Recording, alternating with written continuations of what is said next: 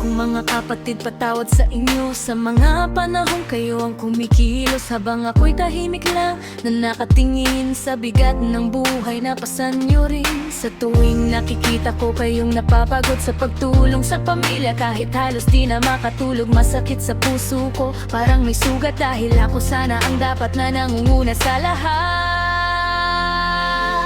Hindi nyo alam ang luha ko sa gabi, habang ako'y nagdadasal na sana'y mapawi ang bigat ng dibdib na aking nadarama.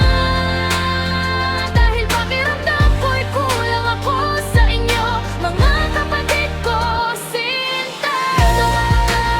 Mga kapatid kung ako'y nagkulang sa mga araw na kayo ang lumalaban, habang ako'y tila walang nagagawa. Pero pangako ko, darating ang araw na makakabawi ako sa inyo. Sa inyo. Salamat sa pag-intindi at sa paglalay, sa pagyakap sa akin kahit ako'y sablay. Mga kapatid ko, wag sana kayong mag-away, sa hirap ng buhay tayo'y magdamayan. Hindi nyo alam ang luha ko sa gabi, habang ako'y nagdadasal na sana'y mapawi ang bigat ng dibdib na aking nadarama.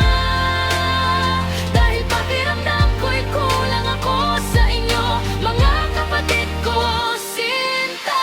Mga kapatid, kung ako'y nagkulang sa mga araw na kayo ang lumalaban, habang ako'y tila walang nagagawa.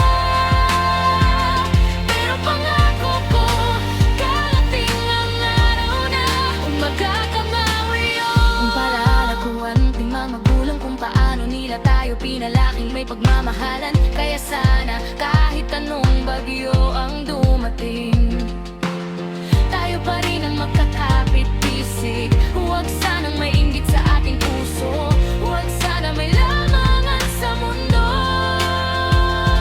Dahil sa dulo ng bawat problema,